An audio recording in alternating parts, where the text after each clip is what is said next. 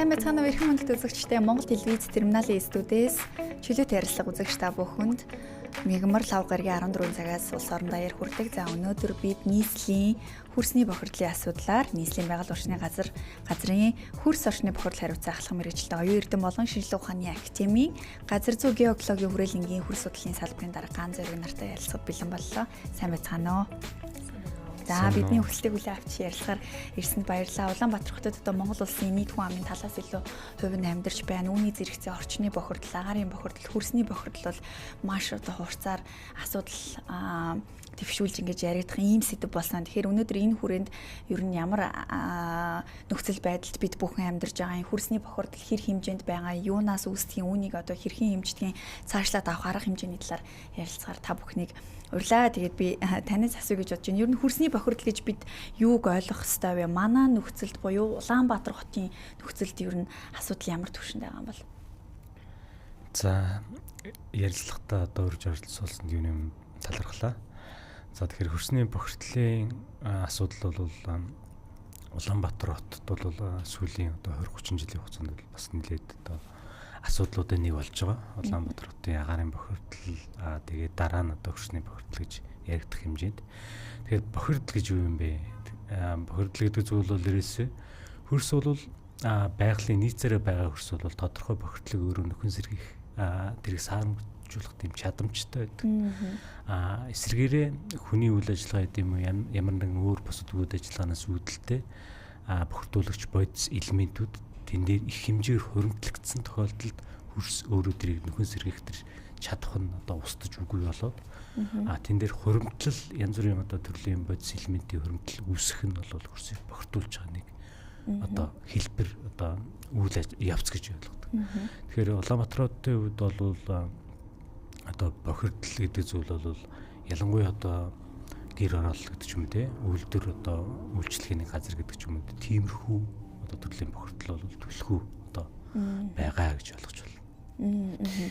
За хөрсний бохирдлын асуудалтай дагаад усны асуудлаас яригддаг. Тэгэхээр яг ер нь ямар бохирдлыг бид нэр бохирдол гэж нэрлээд байна? Хэрхэн яаж хэмждэг, ямар үзүүлэлтүүдээр хэмждэг, сүүлийн жилүүдэд хийгдсэн судалгаанаас та танилцуулж өгөхгүй юу?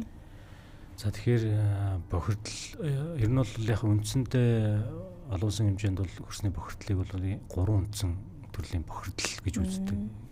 Хим биолог одоо юу гэдэг хим биолог физик гаралтай тийм бохирдол гэдэг юм те. Тэгэхээр яг манай дээр бол үндсэндээ хим болон биологийн бохирдол ялангуяа Улаанбаатар хотын хувьд бол хөрсний хувьд бол энэ хоёр төрлийн бохирдол илүү төлхөө байна. Тэгэхээр ямар төрлийн бохирдол яг ямар хүчин зүйлээс болоод үүсэж байна гэж үзэх юм бол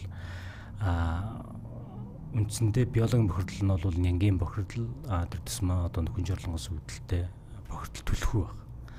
Тэгэхээр яг манай одоо газар зүй геологийн хүрээлэнгийн манай салбар бол 2010 оноос хойш яг тодорхой одоо цэгүүд дээр бас харьцангуй одоо мониторинг хийгээд үцгэд бол ер нь бол сүүлийн одоо 10 жилийн 10-аас 12 жилийн хугацаанд бол энэ нянгийн бохирдол бас тодорхой хэмжээнд одоо буурсан тэм төр зураг ажиглагдаж байгаа.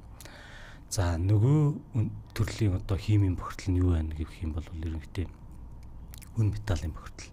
Тэр нь ямар одоо хүчин зүйлээс бий болж үүссэн тийм бохирдол гэх юм бол ер нь бол үйлдвэр үйлчлэгээний газар ялангуяа одоо манай Улаанбаатар хотын хаан үйлдвэрийн одоо үйлдвэрийн райн гэж хэлдэг шүү дээ. Үйлдвэрийн одоо үйлдвэр комбинат гэж хэлдэг. Тэр хэсэгт байрсан одоо арьс шир бохирдлыг одоо цэвэрлэх үйлдвэр болон одоо арьс ширний одоо боловсруулах үйлдвэртэй холбоотой бас одоо тодорхой бохирдлын асуудал байна. Нөгөөх нь бол Улаанбаатар орчимд одоо байршиж байгаа түүхийд дахин боловсруулах үйлдвэр ялангуяа одоо хар дугуулга дахин боловсруулах үйлдвэр эс гаралтай одоо хүн металлын бохирдлоос төлхөө байна. Тэгэхээр энэ чиглэлийн одоо бохирдлууд нь бол одоо Улаанбаатар хэмжээнд бас нэлээд томоохон талбайг болон өндөр бохирдлыг үзүүлж байгаа тийм төр зурагтай.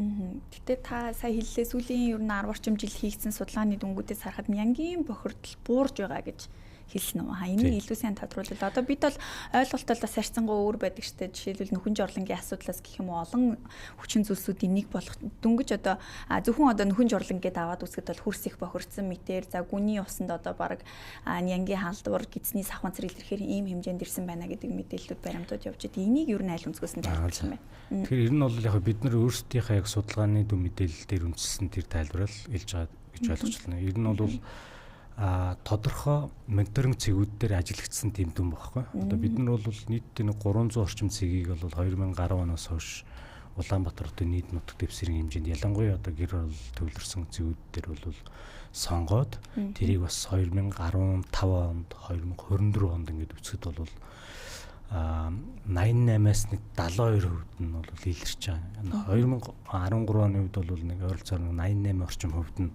нэнгийн бохирдол илэрч ийсэн бол 2024 оны дүнгээр бол ойролцоогоор нэг 72% нь ямар нэгэн байдлаар нэнгийн одоо бохирдол илэрч байгаа. Тэгэхээр энэ нь бол яг тодорхой тухайлчлан ярих юм бол Улаанбаатар хотын одоо хөрсний бохирдлыг бас тодорхой стандарттай харьцуулдаг л да. Одоо ИМН-с 3297/2019 гээд хөрсний одоо нэнгийн бохирдлыг яг ямар үзүүлэлтүүд нь энэ стандартаас авсан бол ямар одоо төвчний бохирдолтой байна вэ гэж үнэлдэг тийм стандарт байна. Тэр энэ стандарттай харьцуулсан одоо тэр тухайн цэгүүдээс авсан дүн мэдээлэл нь бол бас одоо юу гэдэг нэг 10 жилийн дараа бол ойролцоо нэг 16 орчим хувиар буурсан тийм дүр зурагтай байна. Тэгэхээр яг хуу манай хүрээлэн бас 2021 онд бол яг энэ Улаанбаатар хотын гэр орол байгаа нийт нөхөн жорлон бас тоолсон. Одоо бас одоо орчин үеийн одоо арга гаргачлаар тэгээд ингээд үцгэд бол нийтдээ нэг 145 мянган орчим яг ашиглаж байгаа нөхөн жорлон байгаа.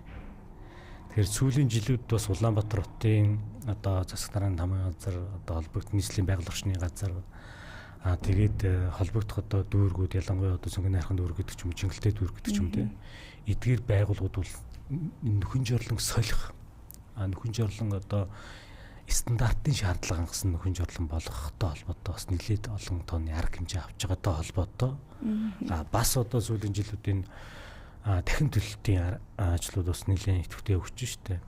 Эдгээртэй холбоотой нөгөө нөхөн жорлон гэдэг нөгөө тоонл байхгүй болох юм бол тэрнээс үүдэлтэй бохирдол бий болохгүй учраас их усүр нь бол иргэдээ бас нэлээд олон тоогоор буурч байгаатай холбоотой бидний бас судалгааны дүн бас тэгж гарсан болов уу гэж харж байгаа. Тэгвэл одоо нийслэлийн хэмжээнд ер нь хөрсний бохирдол өнөөдөр ямар түвшинд байна гэж бас өөр нэг албаны их сурвалж буюу оюурд маань үзэх вэ? Голлон ямар хүчин зүйлс нөлөөлж байна вэ? Нийслэлийн байгаль орчны газраас яг энэ хөрсний бохирдолтой одоо холбоотойгоор ямар ажлуудыг ер нь авч хэрэгжүүлдэг юм болоо? Өнөөдрийн өнтөргийг. За юуны төрөнд одоо хөрсний нэгжийнхаа талаар танилцуулъя гэж бодож байна. За манай нийслэлийн байгаль орчны газрын хөрсний бохирдол бууруулах хэлтсэн 2022 онд нийслэлийн засаг даргын захирамжаар байгуулагдсан. Тэгээ мөн 25 онд манай одоо хөрсний бохирдол бууруулах хэлтсэн маань татан буугдаад одоо хүрээлэн буй орчны ашиглалт хамгаалтын хэлтэст 3 хөрсний мэргэжилтний орон тоотой одоо 2 хөрсний чиглэлийн хүн ажиллаж байна. Тэгээд одоо хөрсний бохирдлыг бий болгож байгаа л хүчин зүйлс бол хог хаягдал, одоо гэр хорооллын нөхөн жорлон тэгээд агарын бохирдол, авц асуур үйлдвэрлэл эдгээр бол нөлөөлж байна. Авч хэрэгжүүлж байгаа арга хэмжээнүүд ч юм уу одоо нийслэлийн зүгээс юу нь яг эдгээр таны саяны дурдсан бохирдлуудыг саяны дурдсан бүсүүдэд багасгахын тулд юу нь ямар арга хэмжээг авч хэрэгжүүлдэг юм бол магадгүй одоо жишээлбэл зөвшөөрөлж юм үйл ажиллагаа эрхлэх тэр өөр бусад зүйлсүүд дээр нь хяналт тавьдаг уу аль эсвэл зөвхөн зөвлөмжийг өгөөд явдаг юм болов? Одоо хөрсний нэнгийн бохирдлыг бууруулах ажилд бол гэр хорооллын хүн жорлог бол гол хүчин зүйлийг одоо бий болгож байна. Тэгээд нөхөн жорлонг бол юу яхын тулд одоо стандартын шаардлага хангасан ариун цэврийн байгууламжаар солих тиймэрхүү ажлууд бол хийгдэж байгаа. Манайх одоо 25 онд гэхэд стандартын шаардлага хангасан ариун цэврийн байгууламжийг бол барьсан байна. 2026 онд мөн нэлээ одоо 32 байршилд бас стандартын шаардлага хагас ариун цэврийн байгууламж барьж байгуулахаар ажиллаж байна. Мөн одоо хөрсний хүнд металлын бохирдлыг бууруулах бас арга хэмжээг мөн давхар авч одоо жил болгон л бохирдол бууруулах арга хэмжээг аваад явж байгаа. Нөхөн жорлон хөрс болон хүний эрүүл мэндэд юу ямар сөрөг нөлөөлөл үзүүлж байна? Яг одоо өнөөдрийн хэмжээнд улирлын шинж чанартайгаар ч гэдэм үү томоо тус төвчний дэгдэлтийн үеэр ч юм уу эсвэл агарын бохирдлын үеэр ч юм уу яг энэ хөрсний бохирдол хавсарсан өөр бусад одоо өвчин эмгэг үүсгэх гэх мэтчлэн тийм судалгаанууд ч юм уу зөвлөмжүүд юу н гардаг болов? Нөхөн жорлон бол одоо хөрсөнд шууд одоо ингэ байж байгаа учраас одоо нөхөн байгаа учраас одоо ундны их үсэр ус худагтай одоо ярих бах юм бол шууд ундны усанд одоо орж одоо хүний эрүүл мэндэд сөрөг нөлөөлнө. Манайхаас бол нөлөөллийн ажлууд бол хийгддэг. Тий. Нөлөөллийн ажлууд гэдэг нь зөвхөн одоо нөгөө мэдээлэх, урьдчилан сэргийлэх зөвлөмжүүдийг өгж ажилладаг гэсэн үг. Хөрсний бохирдлоос урьдчилан сэргийлэх одоо хүмүүсийг соён гэгэрүүлэх гэсэн үг одоо видео шторк байдлаар тиймэрхүү зөвлөгөөнүүд бол. Одоогийн байдлаар ер нь Улаанбаатар хотын аль хэсгээр илүү их анхаарал хандуулах шаардлагатай байгаа вэ? Мөн одоо яг тухайн бүсүүд дээр, цэгүүд дээр ер нь ямар арга хэмжээнүүдийг авдаг юм бол? Нийслэлийн байгууллагчны газранд одоо 2024 онд бол хяналт мониторингийн 500 цэгтэй болсон. Тэгээд энэ судалгааны дүнгээс бол үзэхэд сонгон харихын дүүрэг бол одоо хамгийн их хүн амтай. Учираас одоо бохирдол бол их байна. Тэгээд энэ судалгааны дүнгээр манайх хаан улдүргийн 20 дугаар хороо арьс шинийн үйлдвэрийн орчинд хөрсний бохирдол бууруулах арга хэмжээг бас авсан байгаа. Тэгэхээр хөрсний бохирдлыг бол яг шинжилгээ ухааны академийн зүгээс бол яг өөрсдийнхөө даргачлалаар тодорхой судалгаануудаар тодорхой цэгүүдээр хийгээ явж байна. Энэ дээр бол яг жил ирэх тусам харьцангуй буурж байгаа үзүүлэлттэй байна гэж штэ. Яг одоо академи эрдэмтдийн үзэж байгаагаар ер нь хөрсний бохирдол үүсгэхэд хамгийн их нөлөөлж байгаа хүчин зүйлсийг нь юу гэж үзэх вэ? Мэдээж яг үйлдвэр райны бүс дээр бол илүү их бохирдол байгаа гэж бодож байгаа боловч нөгөө талдаа хүний хөлөөр талхлагдаад ч юм уу ил задгаа хог хаягдлаар ч юм уу одоо өөр бусад зүйлсээр ер нь бохирлогдох түүгээр дамжиж халдвар тарах зам нь хэр байдаг юм бол. Тэгэхээр яг бохирдлын маань их уср бол ингэдэг маш олон төрлийн. Гэхдээ үндсэндээ стандартаас давсан тэр бохирдол нь бол сая миний хэлдэг одоо юу гэдэг нь харьгаа зөвлөх байгууламж гэдэг ч юм уу эсвэл хард углуу дахин боловсруулах үйлдвэрч үү юм уу эсвэл хоёр дахь түүхий давдаг цэгүүд гэдэг та тэр цэгүүд болон одоо авто худалдааны төв засварын газрууд тэдгээртэй холбоотой бохирдол бол бас нэлээд өндөр босод одоо бохирдлыг бодвол тэгэхээр ер нь бол яг одоо саяын таны юугаар бол яг энэ бохирдол маань тархалтын үед болоод хүний эрүүл мэнд үзүүлж байгаа тэр нөлөөлөл нь бол харилцаа адил гэдэг. Ялангуяа одоо нингийн бохирдлын үед бол гол төлөв дулааны улиралд хүнд илүү одоо сөрөг нөлөө хоруу чанар өндөртэй байдаг ч юм уу те. Хүн металлын бохирдлын үед бол дулаан хүүдэн гэлтгүү ер нь бүхий л одоо байгалийн нөхцөлд бол хүнд сөргөөр нөлөөлж идэг. Тэгэхээр манай хувьд бол бас нингийн бохирдлын тэр тархалтаа ундны усанд нөлөөлж гинүү үгүй юу те.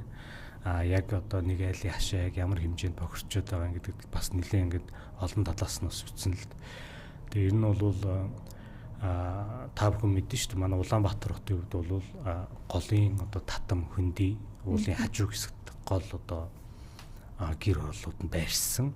Ялангуяа одоо манай ундны төв их усүр одоо орчимд бол томоохон гэр орол байршиж байгаа шүү дээ. Уляста, хужир болон гэдэг ч юм уу те. Томоохон одоо гэр орол байрсан нь бол бас одоо ундны их усүрийг бохирдуулах өндөр эрсдэлтэй. Яагаад гэвэл бидний хийсэн судалгаагаар бол ойролцоогоор нэг нингийн бохирдлоор ойролцоогоор 4 м одоо гүнд хамгийн өндөр бохирдолтой. Одоо нөхөн жорлонгос үүдэлтэй бохирдол хамгийн өндөр бохирдол нь бол 4 метрт ажиглагдаж байгаа. Тэр бохирдол маань доошоо нэвчээд ойролцоогоор 7 метрт хүртэл нэвтсэн байгаа байхгүй. Тэгэхээр энэ юу хэлж байгааг бол ер нь бол манайх шиг энэ голын татам өндийн одоо юм сэвсгэр одоо нэгт сэрэг одоо ийм хувцсанд бол нянгийн бохирдол маш хурдан одоо тарах тийм нөхцөл байдалтай. Ер нь бол тархацсан гэж болгож байна. Хоёрдугаарт бол гүнд тархахаас гадна бас энэ талбайн тархалт нь хэрэг байна гэдэг үгсүүд бол радиусыг нь хэлээ шүү дээ тийм ээ. Талбайн тархалтын нөхцүүд бол яг нэг нөхөн жорлонгоос ойролцоогоор 20 орчим метр зайд ямар нэгэн байдлаар одоо нянгийн бохирдол илэрч байгаа. Тэгэхээр энэ юу хэлж байгааг нь одоо манай Улаанбаатар хотын нэг айлын одоо хашаа ойролцоогоор 25-30 харьцаатай ч юм уу те. Ингээд үцгэд бол зарим нь бол тэндээс бага байгаа шүү дээ. За яг харилцаад л байгаа. Тэгэд ингээд үцгэд бол яг нэг нөхөн жорлонгоос нөгөө айлын одоо юу гэдгийг орох тэр гэрлүүг орох ч гэдэг юм уу байрлууга орох тэр зай бол орчны хөрс бол бас тодорхой хэмжээр нөхөн жорлонгоос үүдэлтэй нянгаар бохирдсон байна. Тэгэхээр сая би түрүү хэлсэн нийт одоо бидний авсан цэгийн ойролцоогоор 72% нь ямар нэгэн байдлаар нэн илэрч ийн гэдэг нь. Эрдэнийн нөхөн жорлон байгаа тэр орчин бол ерөнхийдөө бохирдцсон гэсэн тийм одоо төр зөрөгтэй байгаа байхгүй. Тэгэхээр ер нь бол яг энэ нөхцөл байдал цаашдаа ингээд удаан жил үргэлжлэх нь болвол үргэлжлэх нөхцөл байдал байх юм бол нөхөн жорлонгоос үүдэлтэй болон одоо үн металлаас үүдэлтэй бохирдлын одоо энэ асуудал илүү одоо хүндрэлтэй түвшинд хүрнэ. Тэгж харж байгаа. Ер нь бол яг ялангуяа одоо нөхөн жорлон хөрсний бохирдлоос үүдэлтэй энэ эрүүл мэндийн асуудлыг судлах нь өөрөө маш олон талын нөгөө одоо хүчин зүйл нөлөөлж идэг учраас яг одоо энэ бол үүдийн нөхөн жорлонгоос ч юм уу эсвэл хөрсний бохирдлоос ч юм уу эсвэл агаарын бохирдлоос үүсчлээ гэсэн тийм асуудлыг судлах нь өөрөө олон талд маш олон хүчин зүйлийг авч үздэг учраас нэлээд төвөгтэй. Гэхдээ бохирдол байгаа тохиолдолд тэрний одоо хүнд үзүүлж байгаа хоруу чанар те янз бүрийн одоо эрсдлийг бий болгох тэр чанар нь бол хадгалагдаад байж идэг.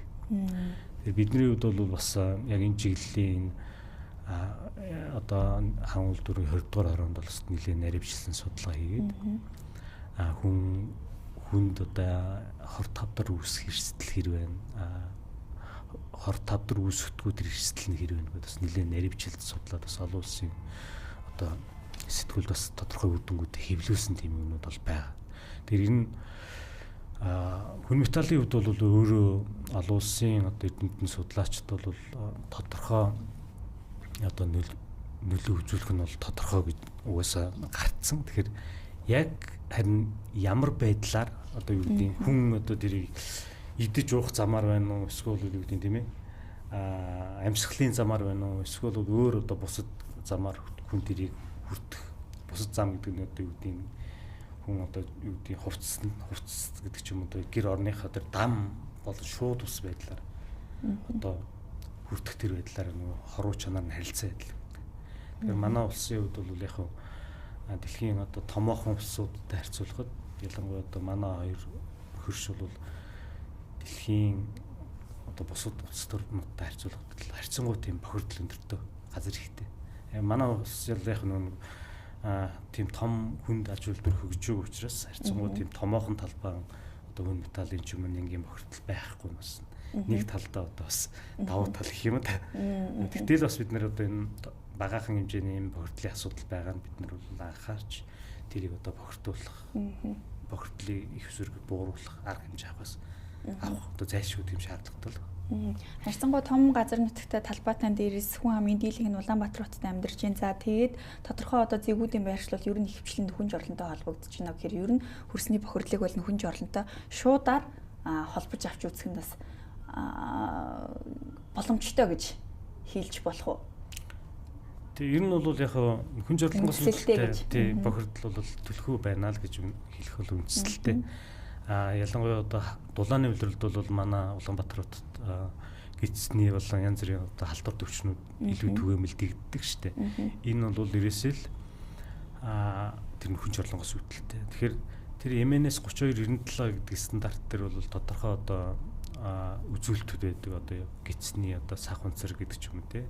Агаар бүтэн ян гэдэг ч юм уу. Эдгээр үзүүлэлтүүд бол тэр жорлон дотор байгаа зүйл واخгүй үг нь бол тэр зүйл чинь тухайн одоо тэр нөхөн дотор байх биш. Одоо тухайн орчиндөө тархачаад байгаа. Тэгэхээр нэгсэндээ ил задгаа бие засдаг тэр байдал гэдэг ч юм уу эсвэл ил задгаа нус цэрэг хайдаг гэдэг ч юм уу энэ бол нөгөө бохирдлыг одоо бий болгож байгаа. Юу гэдэг стандартын шаардлагаас ариун цэврийн байгууламж байх юм бол ийм нөхцөл байдал байхгүй. Эсвэргээрээ юу гэдэг төвийн одоо цэвэр бохир толбогдсон тийм ариун цэврийн байгууламж гэх юм бол одоо ийм нөхцөл байдал байхгүй л байхгүй. Тэгэхээр гол үндсэн одоо бохирдлыг одоо шалтгаан хүний эрүүл мэнд нөлөөлүүлж байгаа томоохон одоо тэр үг сурвалж нь бол ерөөсөө гэр оролын хүн жорлон байна гэж үзэж байна. Нийслэлийн байгаль орчны газрын хөрс орчны бохирдол хариуцсан алхам мэрэгчлэлтний хувьд одоо танаа дээр байгаа тоо судалгаанууд бас мөн нийслэлийн хөрсний бохирдлын хэд орчим хувийг ийм их усрууд эзэлж байна гэсэн тоо судалгаа байдаг. Мөн одоо харилцан салбар дундын тоо судалгаанууд ер нь хэр хурдан дотроо ингэж холбогдож явдаг вэ? Нийслэлийн байгаль орчны газрын одоо хяналт мониторингийн 500 сая судалгаагаар одоо 2023-24 оны судалгаагаар хөрсний нянгийн бохирдол буюу одоо нөхөн жорлонтой холбоотой бохирдол 78%, хөрсний хүнд металлын бохирдол бол 55%-тай судалгааны дүн бол гарсан. Тэгээ юу гэж асуулаа? Тэгэхээр одоо яг саяны их усруудээс гадна ер нь бусад энэ судалгааны байгууллагуудтайгаа хэр зэрэг уялдаа холбоотой ажилладаг вэ? Нэг их усрээс судалгааны дүнгууд нь гарч явдаг уу?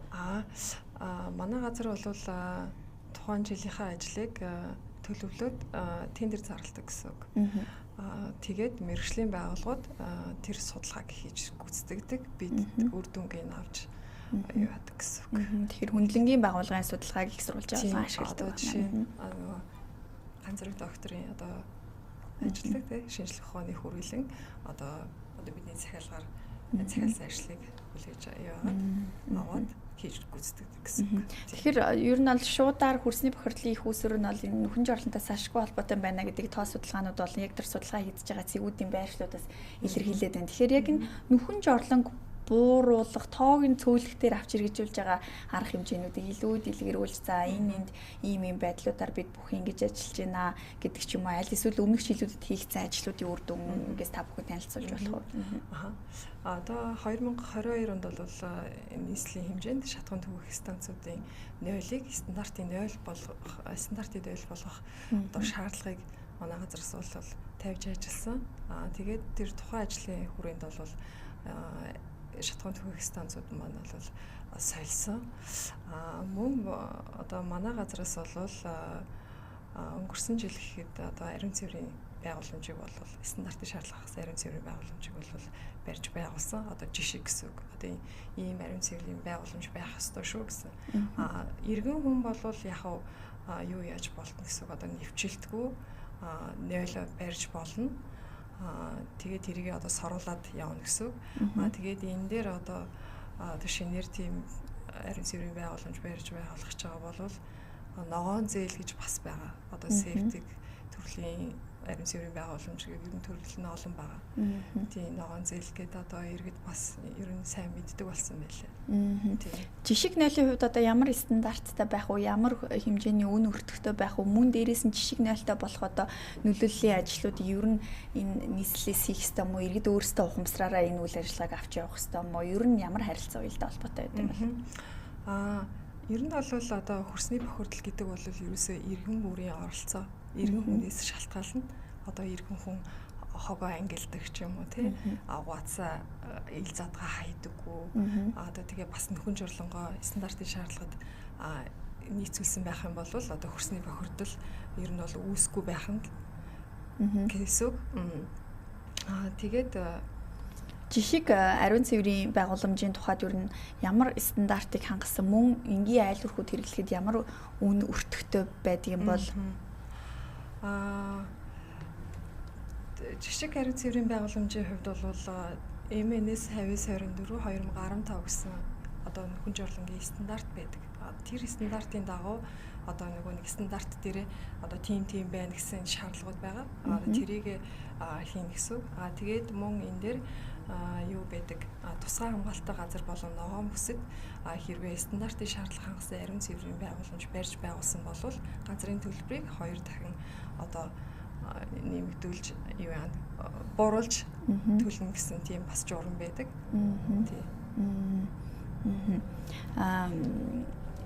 Сүүлийн жилүүдэд ганцаар би танаас асууя. Сүүлийн жилүүдэд энэ хүрсэндэг хүнд металлын бохирдол бас их өндөр байна гэдэг ингэсэн. За энэ маань бидний нөгөө төлж байгаа төлштэй өмнө жилүүдэд хэрэгжилжсэн төлштэй холбогдох мөн автомашины яндангаас гарч байгаа энэ хүнд металлууд бас орох бах. За тодорхой хэмжээний одоо үйлдвэрийн бүс, райны бүс бол дэлхийн бусад өндөр хөгжсөн улс орнуудтай харьцуулах юм бол бас их бага одоо хөрсний бохирдлыг үүсгэхэр хэмжээнд манай улсад байна гэж. Тэгэхээр яг энэ агаарын бохирдол, автомашины яндангаас гарч байгаа энэ бохирдол зэрэг нь хөрсний бохирдолтой ер нь яаж холбогддог юм бэ?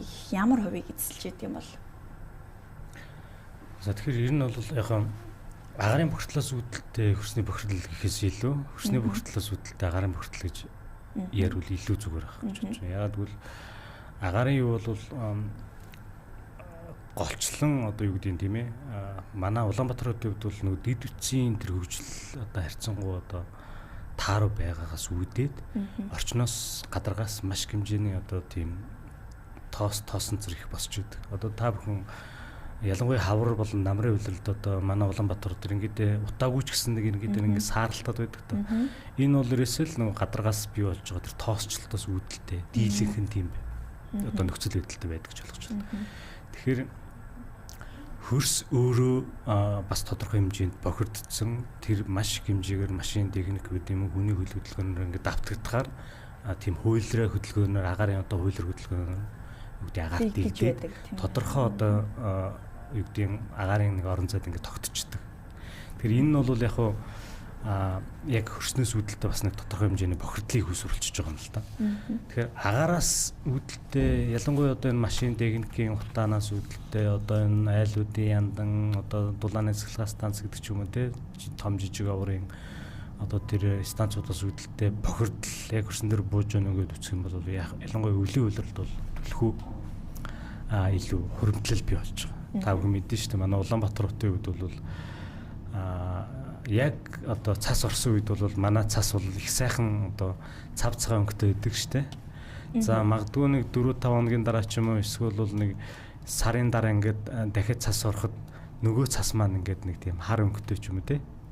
Ингээд бараа өнгөтэй болцсон байдаг шүү дээ. Тэгэхээр энэ юу хэлж яаг нэг нөгөө агаарт байж байгаа тэр тоос тордог те янз бүрийн бохирдуулагч материалууд чинь хөрсөн дээр бууж байгаа.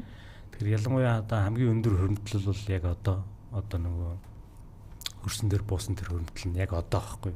Тэр нөгөө бүх цас нь хайлаад хөрсөн дээр шингээд юм уу эсвэл урсаж яваад яг бохирдлын нэлээд өндөр одоо тэр байгаа үе нь бол одоо яг одоо хаврын одоо цас гисний дараах тэр хугацаа.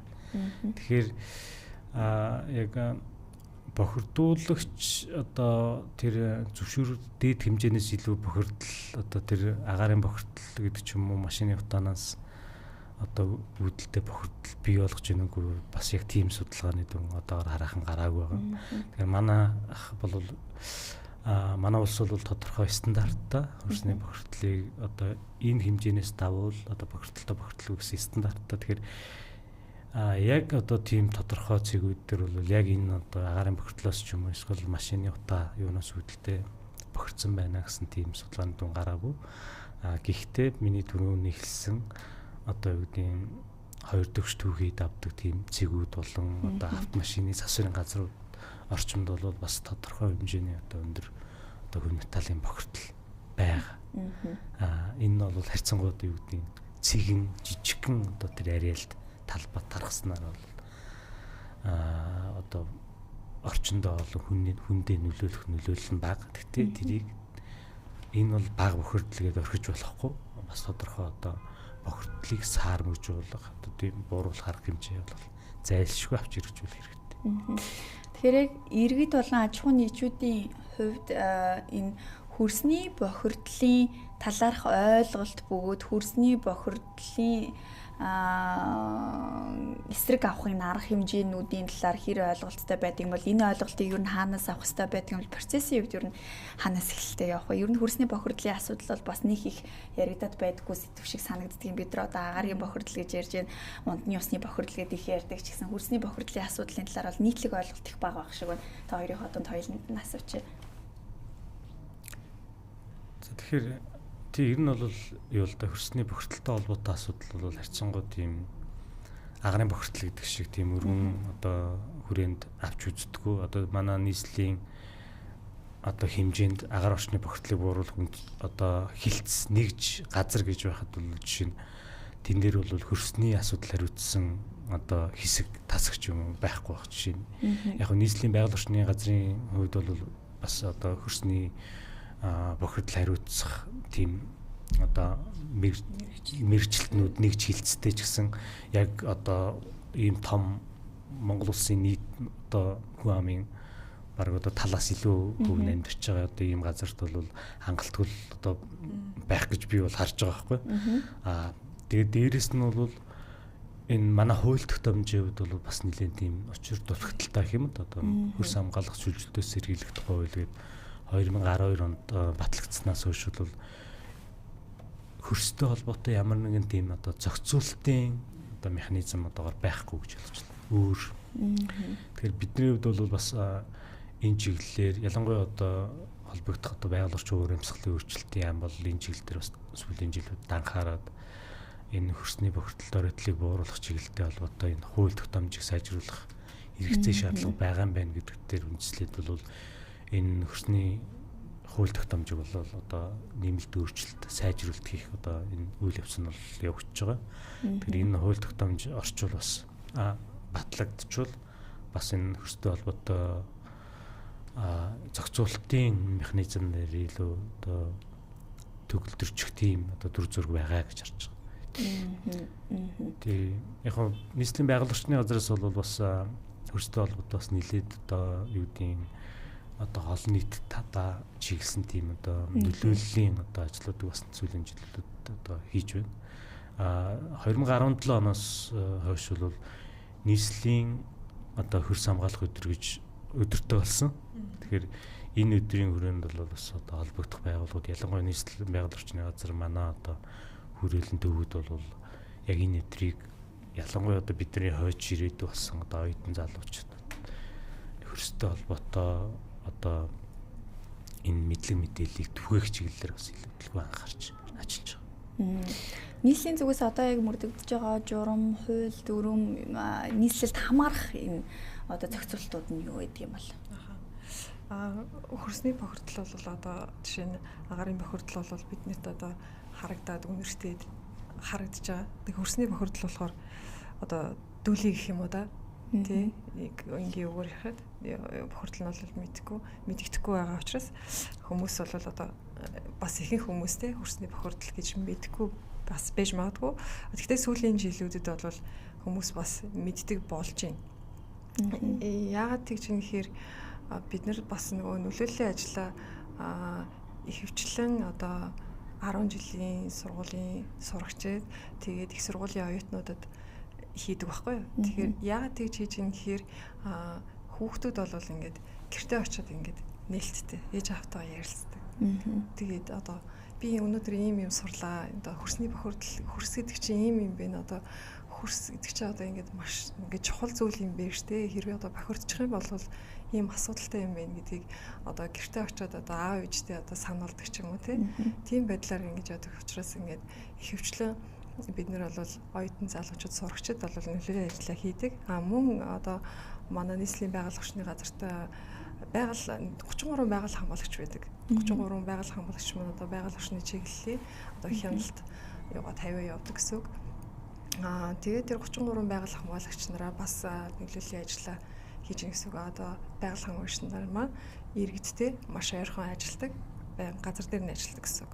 Тэгэхээр тэр хүмүүс маань хяналт тавьж ажилладаг. Тэгээд мөн бодлогын хувьд бол бид бол энэ 26 онд хөрс хамгаалах төлөвлөгөөг одоо батлуулахаар одоо зорж ажиллаж байгаа. Тэгээд тендер шалгарсан гэрээний төвшөнд бол байгаа. Тийм. Хөрс хамгаалах төлөвлөгөөтэй болохоор ажиллаж байгаа. Тэгэхээр төлөвлөгөөнд ер нь ямар ажлууд багтсан байдаг вэ? Төлөвлөгөөнд бол нийт одоо 6 жилээр одоо жишээ нь 6 жилээр хөрсийг одоо хөрсний хүнд металл болон энгийн бохирдлоор яаж бууруулах юм бэ гэсэн одоо олон талтай арга хэмжээ байгаа. Тийм. Маш дэлгэрэнгүй. Тийм. Одоо ер нь голлох төлөвлөгөөнүүдийг дурдж болох уу? Энэ төсөөдөд ийм үйл ажиллагаануудыг хийнэ гэдэг ч юм уу тийм. Ер нь ямар төлөвлөгөө баримталж ажилладаг юм бэ? Одоогоор яг боловсруулагдаж байгаа болохоор тийм яах боломжгүй. Гадны бусад одоо улс орнуудтай харьцуулахад яг хөрсний бохирдол харьцангуй бага байна гэдгийгсэн тийм ээ. Гэхдээ авч хэрэгжүүлж байгаа арга хэмжээнүүдийн тухайд одоо ярих юм бол ер нь хөрсний бохирдлын эсрэг ямар арга хэмжээнүүдийг олон улсын стандартын дагуу авч хийж хэрэгжүүлэх ёстой байдгийг Монгол улсын нөхцөлөд одоогийн байдлаар ер нь ямар байгаа юм бол бас дунд нь асууч. Тэгэхээр яг Улаанбаатар хотын хувьд ч тэр Монгол улсын хэмжээнд бол энэ бохирдлын түвшнийг тодорхойлох судалгаа бол маш одоо олон удаа хийгдэж байна. Ялангуяа одоо манай хүрээлэн манай салбар бол 2010 оноос хойш бүр эртнээс их юм бол 1989 оноос хойш бол ер нь энэ Улаанбаатар хотын хөрс геохимийн орчин нөхцөл ямар байсан бэ гэд ер нь бас олон жил судалсан. Тэгэхээр 2020 оноос хойш бол бас зөвхөн бохирдлын түвшнийг судлах биш. За бохирдол маань ямар байна? Энэ бохирдлыг яавал одоо ямар арга хэмжээ авал бохирдлыг бууруулах тийм боломж болцоо байдсан бэ гэдэг чиглэлээр бас манай одоо зарим судлаачид ажиллаж байгаа. Тэгэхээр эдгээрээс би бас онцлоод хоёр одоо юг дурдъя л да жишээг. Тэгээ нэг нь бол ялч одоо бас нийслэлийн одоо холбогдох одоо мэргэжлэнүүд бас сая хэлж байна. Улаанбаатар хот бол тодорхой одоо хөтөлбөр төлөвлөгөөтэй байх хэрэгтэй гэдэг тийм бохирдлыг бууруулах ч байд юм уу тийм иргэдэд одоо бохирдлын хөрстэй холбоотой мэдээллийг өгөхтэй холбоотой байдаг ч юм уу. Тэр төлөвлөгөөтэй болно гэдэг нь бол бас их том ажил байхгүй. Тэгэхээр бид нэр ирэх 6 жилийн хугацаанд юу хийх вэ, яах вэ, ямар арга хэмжээнд дээр хаана ямар арга хэмжээ авах вэ гэдэг төлөвлөгөө нь өөрөө энэ бохирдлыг бууруулахтай холбоотой бас том эхлэл болж байгаа. Тэгэхээр манай дээр одоогор ямар нэгэн байдлаар Улаанбаатар хотын хувьд ч тийм Монгол Улсын хувьд бол нэг тийм барих тийм хөтөлбөр төлөвлөгөө аргачлал байхгүй байна. Тэгэхээр бид нар бол яг одоо энэ 6-7 сар ихэд бол байгаль орчин урамсгалын өөрчлөлтийн яамд бол бас тодорхой арга аргачлалыг хүлээлгэж өгөхөр ажиллаж байгаа. Энэ юу вэ гэвэл хөрсний одоо тодорхой бодис элемент дээр бохирдчихсан байвал тэрийг яаж бууруулах боломж болцоо тийм олон улсын одоо жишээ арга туршлага байд юм бэ гэдэг тийм арга аргачлал боловсруулах чиглэлээр ажиллаж байгаа. Тэр энэ одоо боловсруулагдаад холбогдох байгууллагуудаар хүлээн одоо батлагдчих юм бол бид нэр бас нэг за энэ бохирдлыг ингэж бууруулж болдсон байх шүү гэсэн нэг тийм одоо арга аргачлал төсөөлөлтөй болно гэж ойлгож байна. За хоёрдугаарт нь бол яг ямар одоо ажлуудыг хийж байна вэ? Тэгэхээр бид нар бол бас тодорхой одоо бохирдлыг бууруулах чиглэлийн тийм технологиор ажиллаж байгаа. Тэгээд энэ нь юу вэ гэвэл бас нэлээд олон талаас нь л одоо үзэж байна л одоо бохирдлыг бууруулах болон төлөвлөгөө. Тэгэхээр бууруулахтай холбоотой ямар ажил хийж яах вэ гэвэл олон улсад бол fighter remediation гэдэг ургамал ашиглаад хөрсний бохирдлыг бууруулах тийм одоо туршлага бол маш одоо өргөн дэлгэр одоо тарсан байдаг. Тэгэхээр энэ бол манай Монгол улс шиг одоо юу гэдгийг богинохон одоо дулааны улиралтай ийм газар бол харьцангуй тийм ажиллах боломжтой механизм байхгүй. Тэгэхээр тэгэж одоо манай Улаанбаатар хотын ч юм уу Монгол улсын хувьд бол тийм айхтар одоо тийм өндөр түвшний бохирдол байхгүй. Яг цөөхөн талбайд байгаа ч гэсэн нийт одоо бохирдлын тэр одоо тархац одоо хэмжээ нь бол харьцангуй одоо бага түвшний дунд түвшний бохирдолд. Тэр энэ бохирдлыг бууруулах одоо арга аргачлал бол энэ fighter remediation технологиг ашиглана. Бид нар бол бас яг одоо харьяа зөвлөх байгууламжийн орчимд болон одоо хард дуулга дахин боловсруулах үйлдвэр орчимд бол яг энэ технологиг туршаад үзэхэд бол дээдлэн ойролцоогоор нэг 60 орчим хувиар нэг жилийн одоо урмал ургах одоо 3 сарын хугацаанд бол тухайн бохирдлыг нэг 60 орчим хувиар бууруулж байгаа тийм. Одоо судалгааны дүн гарч байгаа. Тэр энэ ямар ач холбогдолтой вэ гэвэл Монгол орны одоо байгаль цагуурын нөхцөлд ургах боломжтой ургамлуудыг ашиглаад хөрсний бохирдлыг одоо бууруулах боломж олцоо байна гэсэн тийм одоо технологийн одоо юу гарч байгаа байхгүй. Тэгэхээр бид нар цаашд бол энийг иргэд одоо олон нийтэд аж ахуйн нэгж байгууллагууд одоо яаж одоо ашиглаад хөрсний бохирдлоо бууруулах боломж олцоо байдсан бэ гэдэг талаас нь бас илүү ажиллана. Энэ арга гаргачлалын технологи бол илүү одоо нутагшуулах чиглэлээр. Тэгээ яг ер нь бол бидний хувьд бол судалгаа шинжилгээ маш их хийцэн, олон хийцэн, нэлээд их дата мэдээлэлтэй болцсон. Одоо бид нар бол цаашдаа бол энэ олон одоо бохирдлын цэг тэр талбаануудыг бол бууруулах чиглэлийн тэр одоо арга хэмжээнд авч хэрэгжүүлэх холбогдох одоо нийслэлийн байгаль орчны газар гэдэг юм уу, байгаль орчин урамсгалын өөрчлөлтийн яам гэдэг юм те. Эдгээр байгууллагатай бол хамтраад гүйцэтгэх одоо тийм төсөөлөл төлөвлөгөөтэй байгаа гэж байна. Тэгэхээр яг саяны хэрэгжүүлэх гэж байгаа төсөл мөн энэ шин технологи нийслэлтэй холбогдож байгаа юу танаа газартай? Тийм. Одоо манай нийслэлийн байгаль орчны газраас одоо хөрсний бохирдол бууруулах ажлуудыг жил болгон зарладаг гэсэн үг. Тэгээд зарлаад бохирдол бууруулах арга хэмжээнүүд маань явагддаг. Тэгээд төлөвлөгөөнд жишээлбэл одоо саяны энэ шин технологиг нэвтрүүлэх ажил ер нь орсон байдаггүй. Аялалтай холбооны хувьд мөн дахиж асуух гэдэг. 2023 онд одоо энэ нөгөө питорамидаци арга буюу гомдлаар нөхөн сэргийх ажил бол хаа улдургийн 20 дугаар хооронд арьс ширний үйлдвэрийн орчинд бол хийгдсэн. Тэгээд одоо мөн энэ нөгөө Эмэлтек эко ажил дүрийн парк буюу одоо хаа үйлдвэрийн бүсийг нүүлэхтэй холбоотойгоор тэгээд мөн тэр хаваарх одоо 20 дугаар хорооны иргэдийн гомдол бас маш их ирдэг. Тэгээд тийм учраас тэгээ мөн 500 цагийн судалгааны одоо дүнгээр одоо бохирдолтой гарч байгаа 20 дугаар орооны нутагт энэ 26 онд бас питорамидаци аргаар бохирдол бууруулахаар бас ажиллаж байгаа. Та сая хэллээ Монгол улсад яг өнөөдрийн ийм нөхцөл байдал цаг уурдан тохирсон ургах боломжтой ургамлуудаар бас ургамлуудыг ашиглан хөрсний бохирдлыг бууруулах чиглэлээр ер нь ажил хийх гэж байна гэж энийг илүү дэлгэрүүлвэл энэ жишээлбэл төр хувийн хвшил хамтрах уу, төр иргэнтэй хамтрах уу гэх мэтчлээ ер нь бол одоо процессын хувьд ямар байх юм бол. Тэгэхээр энэ ажил бол 2023 оноос хойш одоо хийгч бол яг судлаачдын түвшинд бол 2017 оноос хойш хийж байгаа. Яг одоо төсөл хөтөлбөрийн хэмжээнд бол 2023 оноос хойш манай одоо салбар дээр байгаль орчин одоо тухайн үеийн байгаль орчин аяж өвчлөлийн яамны одоо захиалгаар энэ одоо төсөл хэрэгжиж байгаа юм л та. Тэгээ бид нар бол яг энэ одоо технологиг бол гарын авлага иргэдэд яг хэрхэн одоо иргэд бол аж ахуй нэгжийн төвшөнд одоо бид нар шиг одоо мэргэжлийн бус хүмүүс аваад ашиглаад одоо тарьж ургуулад хөрсний бохирдлоо бууруулах тэр одоо боломжийг олохын тулд яг одоо энэ 2-3 жилийн хугацаанд хийсэн ажлаа тийм гарын авлага болгож чивлүүлж байгаа. Тэр энэ ямар ач холбогдолтой байх юм бэ гэвэл юу гэдгийг одоо хөрсөө бохирдуулсан иргэн аж ахуй нэгж бол энэ гарын авлагыг ашиглаад бид нар ингэжүүл энэ ургамлыг ингэж тарьчвал ингэж одоо хөрсний бохирдлыг бууруулах боломж олцоотой байх шүү гэдэг ч юм уу тийм энгийн байдлаар одоо тийм гарын авлага боловсруулж байгаа. Бас удахгүй одоо хэвлэгдэх байх. Тэгэхээр бас нийслэлийн байгаль орчны газар холбогдох байгууллагууд бол энэ чиглэлээр бас нөлөөллийн ажлууд бол хийх байх. Яг нь ер нь бол байгаль орчин урамсгалын өөрчлөлтийн яам бол энэ чиглэлээр бас тодорхой одоо ажил санаачлаад одоо миний түрүүний хэлсэн тэр аргачлал боловсруулах гэдэг.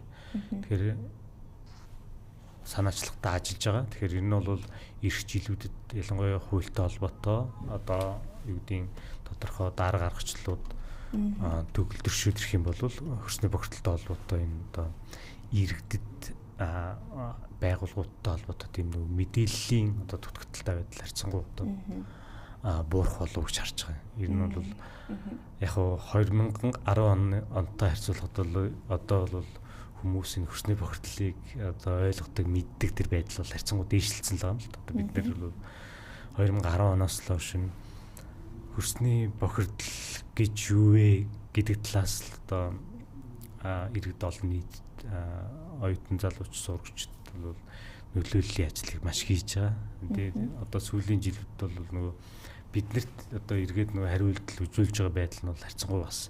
За энэ нь бол манай энэ нийт иргэдийн дунд бол хөрстэй холбоотой асуудал бас харьцангуй төгж байгаа юм байна, хөрж байгаа юм байна.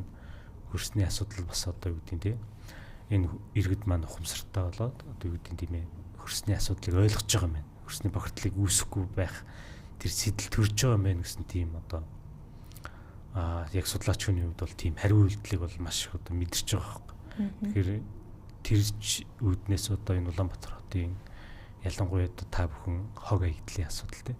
Хог аягдал бол магадгүй одоо 10 жилийн өмнөхтэй харьцуулахад бол одоо бол тэр дүр зураг харьцангуй сайжирсан тийм дүр зурагтай байгаа шүү дээ. Одоо юу гэдэг маш олон одоо гэр оролоор явах тийм хог аягдтай зэгүүд одоо маш олон түгээмэл тааралдаг байсан. Одоо бол баг нөгөө хог хаягдлынхаа цэгээ хайж болох гэж байлаа. Айгуу тийм төвхтэй асуудал бий болж байгаа хэрэг. Тэгэхээр энэ нь бол байдал сайжирч байгаа. Манай Улаанбаатар хотын энэ орчин нөхцөл бол харьцангуй дээрж байгаа тэр байдал нь бол яг одоо бид нар яг газар дээр нь очиж дээж авдаг юу гэдэг нэг 4-5 жилийн давтамжтай одоо ингэж очиж дээж авахд ингэж байдал ингээд нөгөө эрс өөрчлөгдөж байгаа тэр байдал нь мэдрэгч байгаа учраас бас нөгөө яг судлаачны хувьд бол бас бохирдол бас буурч байгаа юм байна шүү.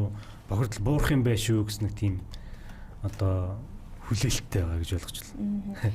Сая хогны асуудал ярьлаа. Одоо жишээлбэл хөрсний бохирдол дээр бас ил задгаа хог хаягдлын асуудал яригдаг. Нөгөө талдаа улаан чулуутын цэг дээр хогийг бас одоо олон тооноор газрын хөрсөнд ор булдаг гэх мэтчлээ. Энэ нь эргээд яаж хөрсийг бохирдуулдаг юм бол стандартын зайд одоо мөн энэ хог хаягдал буршлах талбайд байдаг уу? Ийм эмнэлгийн хэрэгслээс гарсан одоо тусгай хогийг муу яаж ариутгаж устгадаг юм бол тэр хавийн одоо мөн хөрсний бохирдлыг яаж хяндах вэ? Энэчнээс яг одоо шинжилгээ ухааны актем болон нийслэлээс аль талаас нь одоо мэдээж хариултаа өгөх байх гэж бодож чинь стандарт нь юу нь ямар байдаг юм бол энийг бол бас иргэд төдийлөн мэддэггүй шүү дээ. Одоо манай Монголд бол бас нөгөө хог хаягдал одоо англих дахин боловсруулах тал дээр бас жоохон дутмаг байгаа. Тэгээд одоо би бас сая нэг нийслэлээс зохион байгуулсан нөгөө хогны одоо нөгөө мастер төлөвлөгөө гэдэг одоо боловсруулж байгаа юм суусан. Тэгээд одоо ер нь бол одоо бас тэгэл орчин үед хүмүүс бас нөгөө хог могоо ангилаад одоо гадагшаа төтгшөө бас их явдаг болсон байна.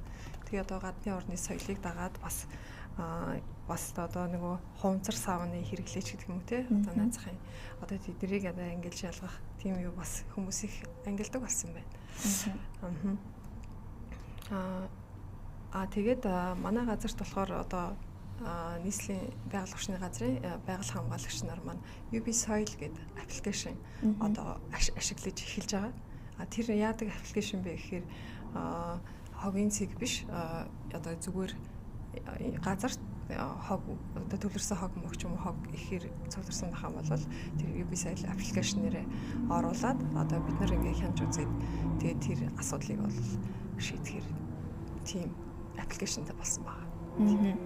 Улаан чулуут орчмын одоо хог хаягдал болдог тэр цэгүүдийн хөрсний бохирдлын түвшин хэмжээ юу нь ямар байдаг юм бол тэрийг ямар стандартаар зохицуулдаг юм бол Тэгэхээр манайд бол үндсэндээ 3 төвлөрсөн хогийн цэг байгаа шүү дээ. Нэг нь бол морингийн даваа, улаан чулууд гэдэг юм те. Цагаан даваа нь яг гэдэг юм 3 үндсэн төвлөрсөн хогийн цэг байгаа. Тэрнээс үүдэлтэй бохирдлын асуудал ямар байгаа гэдгийг бас 2017 онд манай байгууллагаас судалж байсан л. Ер нь бол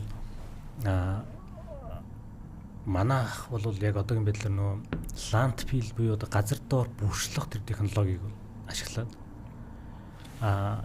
яг цагаан даваа, мөрөнгийн даваа, улаан чулууд дээр бол энэ одоо арга гаргачлаар бол хогоо одоо дарж болж байгаа гэх юм одоо.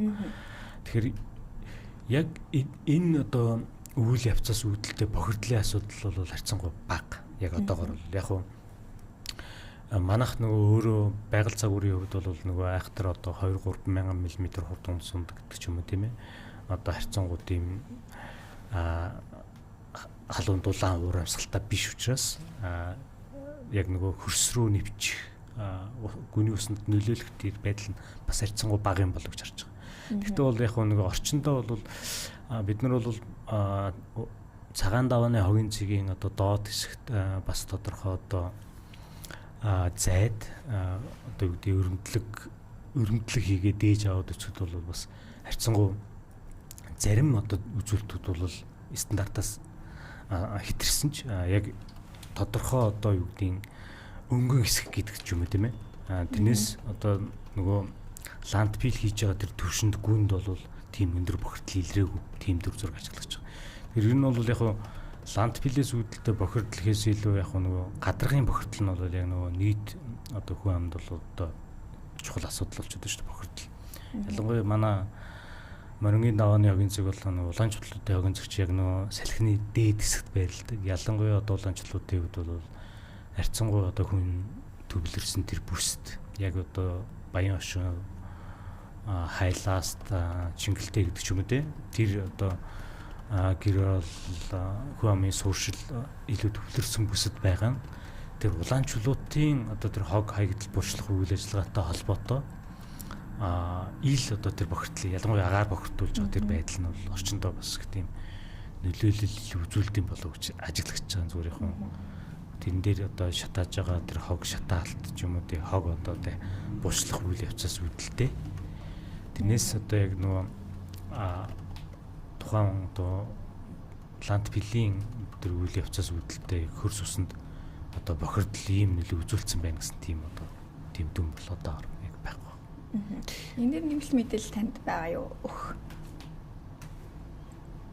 За хандрын доктор нэлээд дэлгэрэнгүй ярьчлаа. За баярлалаа. Тэгвэл гурлаа ярьцлагын энд хүргээд өндөрлөе. Тэгээ өнөөдөр ямар ч гэсэн нийслэлийн байгаль орчны газрын хөлс орчны бохирдол хариуцсан ахлах мэрэгчлээ оюун эрдэм болон шилүү ухааны академийн газар зүй геологийн хүрээлэнгийн хөрс судлалын салбарын дараа Ган Зориг нартай бид Улаанбаатар хотын хөрсний нөхцөл байдал, хөрсний бохирдол, за цаашид авч хэрэгжүүлэх арга хэмжээ, олон улсын стандарт болон манад мөрдөгдөж байгаа стандарт арга хэмжээнүүдийн талаар товч ярилцлаа. Тэгээ дараа бүр илүү дэлгэрэнгүй сайн ярилцъя. Мэдээж одоо 6 жилийн төлөвлөгөөтэй болно гэдэг бол маш сайн хэрэг. За мөн энэ намар коп 17 хурлуулах чинь энэ дээр мөн одоо Монгол улсын зөвлөлтийн асуудал бол энэ хөрсний доройтол, хөрсний бохирдлын асуудал илүү дэлгэрэнгүй бас яригдах болов уу гэж найдаж байна. Та хоёртаа баярлалаа, амжилт хүсье. За баярлалаа. За ярилцлагад орж оролцуулсан баярлалаа. Тэгээд ер нь бол бас хөрсний одоо ийм чиглэлийн нэвтрүүлэг мэдээлэл одоо олон нийтэд хүрэх нь бидний одоо ажил хийж байгаа ажил бас илүү одоо үр дүнтэй болох тэр одоо нэг үндсэн суур гэж ойлгож байна. Тэгээд хөрсний бохирдлын асуудлыг авч үзэж энэ одоогийн нэвтрүүлгийг бэлдсэнд маш их баярлалаа. Баярлалаа. Баярлалаа. За баярлалаа үзэгчдээ. Чөлөөт ярилцлагын ээлжид дугаар энэ хүрээд өндөрлөж байна. Эх 7 хоногийн мягмар 5 гарагийн 14 цагаас энэ студид иргэн уулзъя. Баяртай.